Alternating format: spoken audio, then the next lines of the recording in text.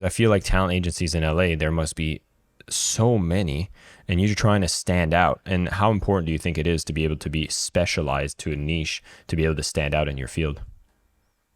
I think it's so important. And I think it's like even more interesting to be like, I'm not just going to work with every reality star that comes off the show, like the show. So like I've had times where it's like multiple people from the same season will reach out and it's like, I can't work with multiple people from the same season. Like I just don't want to. Like, I think that that's just like, I don't want to be pitching a bunch of people, that are super similar or like from the same season. Sometimes that can like have conflict of interest and stuff.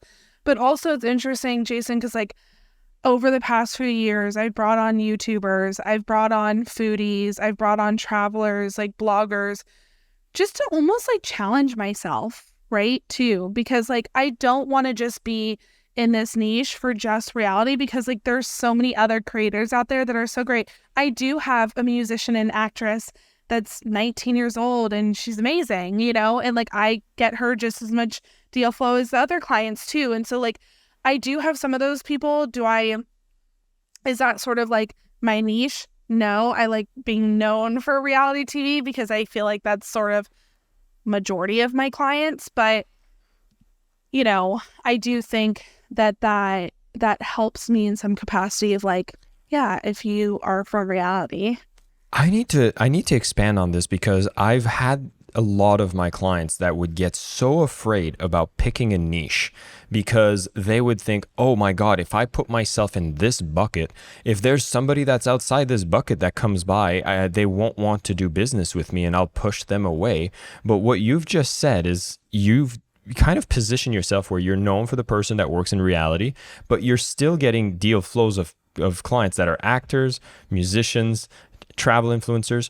Did you find that having this reputation of being in the niche of reality TV repelled deals, or did it actually even get people curious about working with you, even if they didn't fit that kind of expectation of who they were?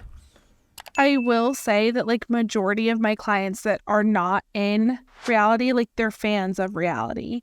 So like they probably found out about me like through my reality talent still, And even like when I had that call yesterday with like a travel influencer, like I tell them, I'm like, look, like I think I can do really well for you because I have another creator that's a traveler that like does really well too.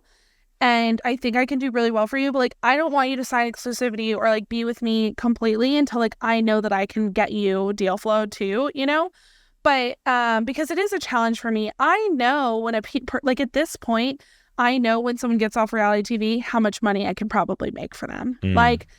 Like it's pretty much not that it's like a formula or like, oh, you can make, but like I strongly believe like you get off reality TV, you post consistently on socials, you're posting good content out there, you're being pretty clean, like not getting yourself in trouble. Like you can make six figures and like I know to expect that. So like I can almost promise those people that I'm going to do a good job for them. You know what I mean? For reality TV. Whereas when I bring on someone that's not in my niche, I'm like not 100% sure. Mm. I should be more confident. I'm working on it. But it's like, you just don't know because the relationships that you have and the brands that I have are probably gear more in want reality TV most of the time, Yeah. Yeah.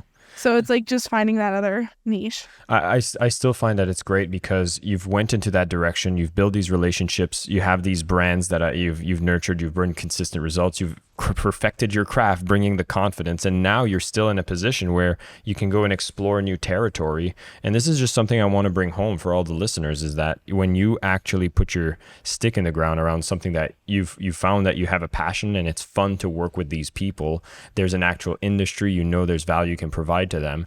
That makes you so much more focused. That allows you to kind of break through the clutter of a lot of people that might be saying, I'll work with anyone, as you're picking your lane. And then once you've done that, you're seeing that maybe there's going to be some tangents that are coming from there, coming towards your way, and now you get to go and expand. And I find that's a really big one I want to stress on because I would hate for people to think that by going in this direction of being very specific on who you work for, what you do for them, understanding the results you bring for them, is going to make them feel limited in their organization. It's actually probably going to give them the foundation so they can expand and leapfrog from there. Thank you so much for listening to the Selling with Love podcast. We have some previous episodes you can tune into right here. And if you prefer the short form content where you get to the point in under 10 minutes, we do have a ton of clips from our best episodes that are being shared on this channel as well. So pick which one supports you the most. And of course, thank you for liking, subscribing, and of course, selling with love.